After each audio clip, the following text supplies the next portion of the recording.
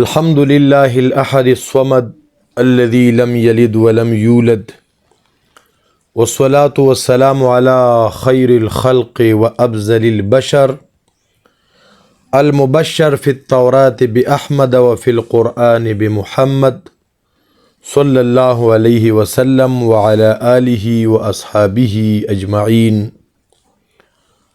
أما بعد فأعوذ بالله من الشيطان الرجيم. بسم الله الرحمن الرحيم. اليوم أكملت لكم دينكم وأتممت عليكم نعمتي ورضيت لكم الإسلام دينا. وقال النبي صلى الله عليه وسلم: من أحب سنتي فقد أحبني أو كما قال. محترم مسلمانانو، یو محترم ملګری تپوس کړی دی چې د مړي د کور نه ډوډۍ خوړل څنګه دي، چې په چم گاون کې په کلي علاقه کې غم شوی دی، د غم کور والا ډوډۍ خوړلې ده پخ کړې ده، نو د دې ډوډۍ نه خوړل دا څنګه دي؟ نو دا یو ډیر اهم سوال دی، او څوک هم چې د دین د مسایلو تپوس کوي نو دا یو نیم علم دی. السوال نصف العلم. د دې جواب خو ډیر زیات اوږد دی، خو بہرحال وہی عاقل کے لیے بس ہے صرف ایک اشارہ، نادان تو سمجھتا نہیں دفتر نہ رسالہ. زمونږ دا دین کامل مکمل دی. پدې کې د ماشوم د پیدایش نه راواله تر مرګ پورې احکامات موجود دي.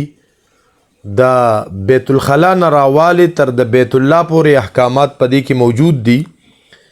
زه د محترم دوستا مختصر د دې جواب د کتابونو د حوالو سره ویم چې زمونږ دا دین کامل مکمل دی، نو پدې کې د غم په موقع کول پکار دي. نو مونږ ته شریعت دا وی چې تاسو د غم ځپلو خلکو سره تعزیت وکړئ. د تعزیت معنی دا غم ځپلو سره اظهار همدردی کول. چې کوم انسان خفی او د چا پلار وفات شوی، مور وفات شوی، بچی وفات شوی، غم ور باندې راغلی، تکلیف ور باندې راغلی، او چې کله انسان باندې غم راغلی، دغ درد راغلی، نو په خپکان کې د انسان په خپل کور کې خوراس کاک دا زړه ته نه کیږي. باقی مړو پسې خیرات کول نو دا په شریعت کې شته. کله کله دا مسله بیان شي، علماء کرام بیان کی چیرې تاسو په سنت طریقې سره خیرات کوئ، نو ډیر داسې خلک دي چې هغوی په خلکو کې د دې پراپیګنډه وچلوي چې ګوره دا مولیان راوتي دي او دا خیرات نه مني. نه چې خیرات څوک نه مني، هغه خو مسلمان نشي کېدی. د مړو د ایصال ثواب د پاره مالی ایصال ثواب، بدنی ایصال ثواب، د دې ثوابونه هغوی ته رسیږي، خیراتونه مړو پسې رسیږي. خو په دې کې د خپل ځان نه قیدونه لګول، رز متعین کول چې دی نن د لومبۍ ورځې خیرات دی، دی د دویمې ورځې خیرات دی، دی د درېیمې ورځې خیرات دی، دی جمعه ده، دی څلوېښتي ده، دی برسي ده. د دې ورځو د تعین نه مونږ شریعت منع کړي یو. په دې باب کې صحیح حدیث دی، امام مسلم رحمت الله علیه هغه یو حدیث ذکر کړی دی. دا ما سره صحیح مسلم دی، دا بیروت چاپ دی. په دې کې حدیث نمبر 268، حدیث نمبر 268 دا صحیح مسلم. اللہ اکبر کبیرہ. په دې کې د نبی اکرم صلی الله علیه وسلم حدیث نقل شوی دی چې نبی اکرم صلی الله علیه وسلم فرمایلی دی: لا تختص لیلة الجمعه. تاسو د جمعې شپه، د پنجاب کې ورته جمعراتی وی، زمون خلک ول د جمعې شپه وی، نو نبی اکرم صلی الله علیه وسلم د دینه منع کړی دا. باقی خیرات کول مردگانو پسې د هغې ثوابونه رسیږي، خو خیرات یوازې دیګونو پخولو ته نه ویلي کېږي. مسجد دی، مدرسه ده، په دې کې تا مالو لګولو نه دا هم خیرات دی د خپلو مردگانو د ایصال ثواب دپاره. دارنګې د اوبو انتظام دی وکړو، د کوی انتظام دی وکړو، یو لار او پل دی جوړ کړو، انتظارګاه دی جوړه که، چاته د یو مصحف ادا که. دارنګې دینی کتابونو کې د پیسې ولګولې، فقرا، مساکین، یتاما، مریضان پاغي دی ولګولې، ای ترې کپړې پیزار واغسته، دا جمع دی په دې کې چا د بوټان ګرم صادر، نو د دې ثوابونه مردگانو ته بالکل رسیږي. باقی رسمی خیرات دا د درېمې خیرات دی، د جمعې د شپې خیرات دی، د څلوېښتې خیرات دی، نو دا په شریعت کې منع دي. یو خو دا خیراتونه د ړومبي ماښام او د دویم او د درېم او د زیارت او د جمعې د ورځې دا اکثر خلک د خلکو د یاري د وجې نه کوي. بل دی کې د رضو تخصیصي چې شریعت کې د هغې نه منع راغلی ده. بل زیات تر په دې کې مالدار خلک راغوښتي کېږي. بل دې ته خلک خیرات وایي، په ړومبۍ ورځ باندې دیګونه پخول او بیا په درېیمه ورځ او د جمعې شپه او د ړومبۍ ماښام دې ته خلک مستقل خیرات وایي، ثواب یې ګڼي. بل ډېر خلک یې په دې وجه کوي چې خلک به پیغور راکوي چې نه ختم نه درود مرګ یا مردود. بله خبره دا ده چې زه تاسو ته حوالې پیش کوم چې دا رسم د هنودو دی، دې کې هنودو سره مشابهت دی د هندوانو سره. بل د ضیافت میلمستیاګانې دا خو په خوشحالو کې کېږي نه په غمونو کې. کله کله د یتیم مال په دې خیراتونو کې پخولی شي، کله مشترک مال پکې پخولی شي. دارنګې په دې وجه باندې فوراً د مړي د جنازې اهتمام پکاري، د هغه د قبر اهتمام پکاري، نو دا پکې نه کله کله پکې جنازه لیټ شي او ډیر خلک یې نو په دغه کې اعلان کوي، عیدګاه کې، جنازګاه کې، جنازې نه پس یا مخ کې یا په قبر باندې چې کله مړی تدفین وشي، ایماندارو دا ټول به ګورې موږ سره ځای او چاته اجازت نشته دی. د دې څیزونو په شریعت کې د دې هېڅ حیثیت نشته، دا د ځانه جوړ کړي شوي دي. بله خبره دا ده ډېر غریبانان داسې وي چې په علاقه کې دا رسم راګډ شي که نه، نو بیا د خپل مړي د سنبالولو دپاره د جمعو ماښامونو څلوېښتو کلیدو قبر پخولو دپاره بیا څه کوي، دي په ځان قرضونه مړوي. بل صحابه کرامو به دا مړي د کور نه خوړل، داسې د مړي د کور نه خوراک کول به داسې حرام ګڼلو څنګه چې نوحه حرامه ده. شرعي طریقه خو دا ده چې غمزپلي خلکو ته خوراک ورکه، دی نه خوراک مه کوه. زمونږ د علماء دیوبند یو ډیر نامی ګرامی شخصیت مولانا مفتی شفیع رحمت الله علیه دا د هغې تفسیر معرف القرآن دی. افسوس دی چې مونږ کتابونه ګورو نه او خېټې په مخه راغستي یو چې ته د غم د کور خوراکونه وکړو، نو بعضې علماو لیکلي طعام المیت یمیت القلب، د مړي د کور خوراکونه اکثر هغه د زړه انسان ته مړ کوي، نو زړه بیا مړ شي. کتاب ګورو نه، دا مفتی شفیع رحمت الله علیه تفسیر معرف القرآن دا دویم جلد دی او صفحه نمبر 317 دی. صفحه نمبر 317 باندې ډیر ښکلی وضاحت کړی دی. دی ذکر کوي چې ترکا کی تقسیم سے پہلے اس میں سے مہمانوں کی خاطر تواضع صدقہ خیرات کچھ جائز نہیں. د مړي ترکه تقسیم شوی نه ده او تا بیا په میلمنو باندې د هغې صدقې او خیراتونه شروع کړي دي.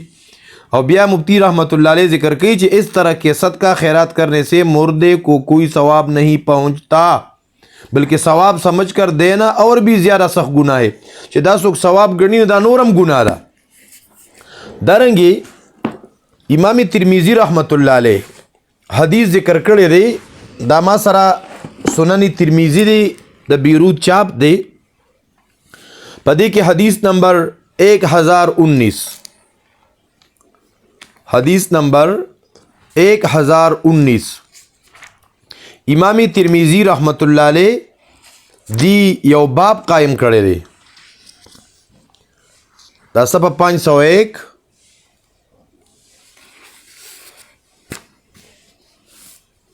دا صفحه 501 دا د سنن ترمذی.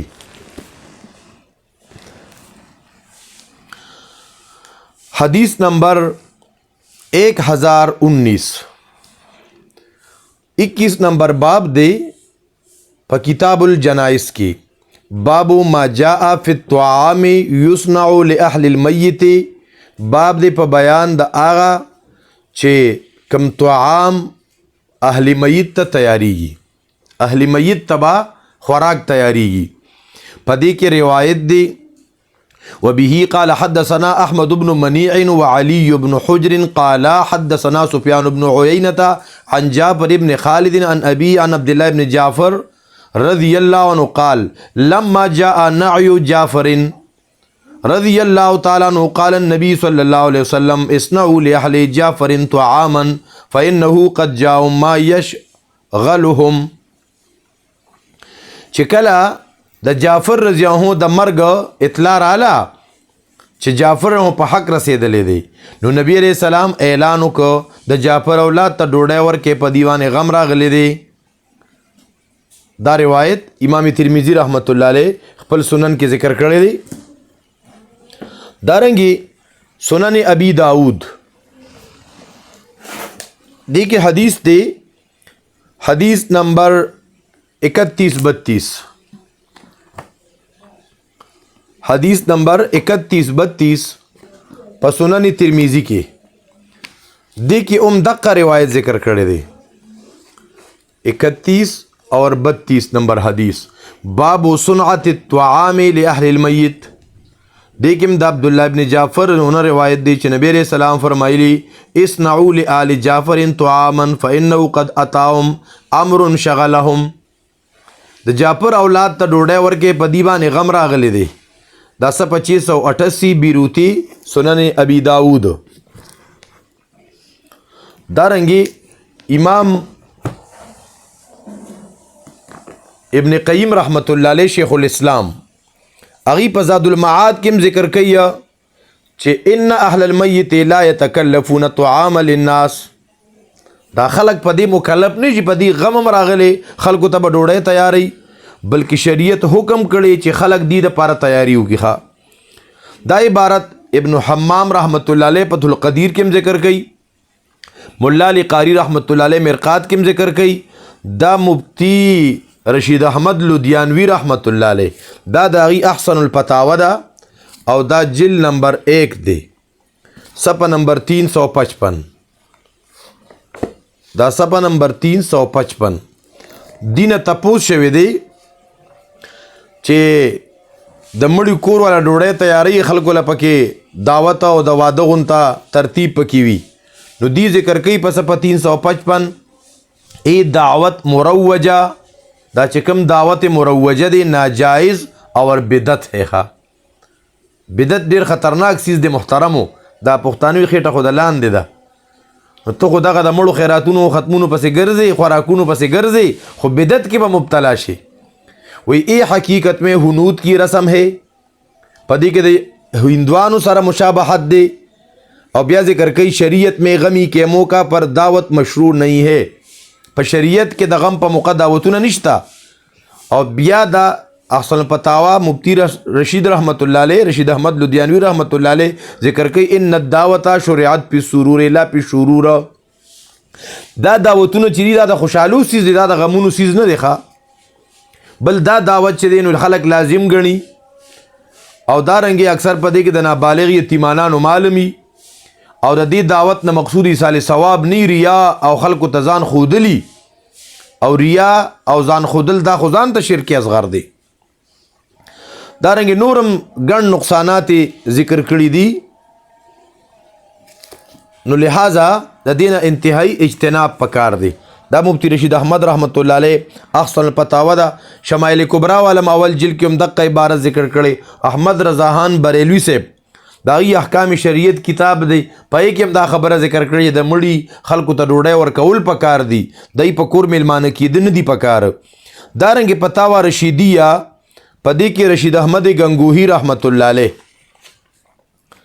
फतावा रशीदिया रशीद अहमद गंगूही रहमतुल्लाह अलैह दा पसफ़ा 154 के जिक्र की दा टोल जमूंग द उलमाए देवबंद किताबों ने दी खो अफसोस दा दे मूंग द उलमाए देवबंद दा किस्म खबरी न गुरु खा 154 नंबर فتاوا رشیدیہ دار سعید اچم کمپنی ادب منزل پاکستان چوک کراچی چاپ دے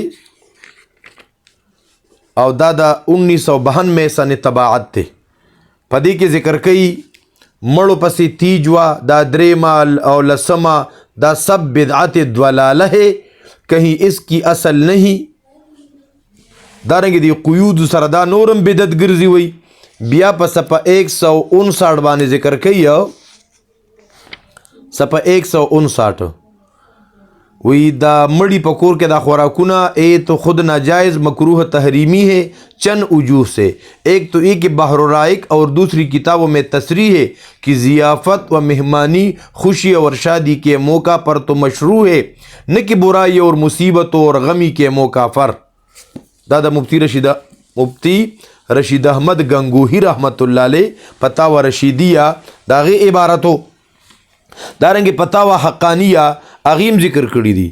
شیخ عبدالجبار صاحب حفظہ اللہ اغی پا رد بدعت کم ددی گن نقصانات ذکر کری دی. دا بلی اور بہترین کتاب دے تفہیم العوام فی بعض احکام الاسلام دا مولانا حبیب الرحمن تیراوی اغی ذکر کری دی. او دا پا دی خپل کتاب بانے دا شیخ الحدیث ڈاکٹر حسن جان صاحب شہید رحمت اللہ علیہ تقریز اگر نقل کری دی. مفتی مولانا امان اللہ صاحب امیر جمعیت علماء اسلام صوبہ سرحد دائی تصدیق دے. قاضی حبیب الرحمن دارالعلوم سرحد دارنگے بلور باندے مولانا مفتی سید قمر دا دین علاوہ مولانا سید عبدالمجید ندیم شاہ رحمت اللہ علیہ، ڈاکٹر شیر علی شاہ صاحب رحمت اللہ علیہ، شیر سرحد مولانا محمد امیر بجلیگر رحمت اللہ علیہ. دا ډیر لوی لوی علماء کرام دی دای تصدیقات پا دی کتاب بانشته دی. اغوی دا ډیر بہترین کتاب دی. پا دی تنبیح العوام کتاب کی پا صفحہ 235 باندے ذکر کئی صفحہ 235 دا ډیر بہترین کتاب دی. دیوی چی اہل میت کی طرف سے دعوت کی رسم وی ای دعوت مروجہ ناجائز اور بدعت ہے. دا ناجائز دی اور بدعت دی ذکر چی دا دعوت شریعت پی سرور لا پی شرور. بیادارنگی گن عبارات ذکر کری چی قال پی شامیہ ویکرہ اتخاذ الضیافہ من الطعام من اہل المیت لأنه شرع فی السرور لا پی شرور وہی بدعت مستقبحت.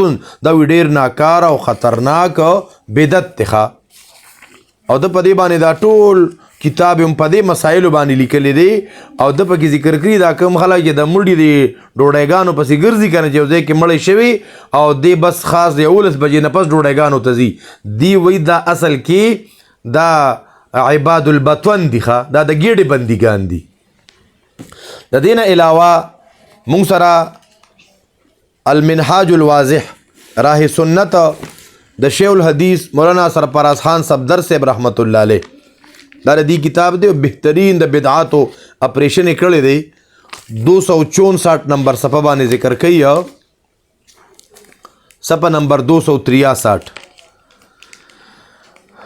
دی فرمائی صفحہ نمبر 263 فقہائے احناف کے نزدیک میت کے گھر سے طعام کانا د مړي د کور نه ډوډۍ خوړل تیجا دادریما او جمعه او سلویختی وغیرہ جس طرح دوسرے مسالک کے حضرات ان بدعات کا انکار کیا ہے اس سے بڑھ کر حضرات فقہائے احناف نے ان کا انکار کیا ہے.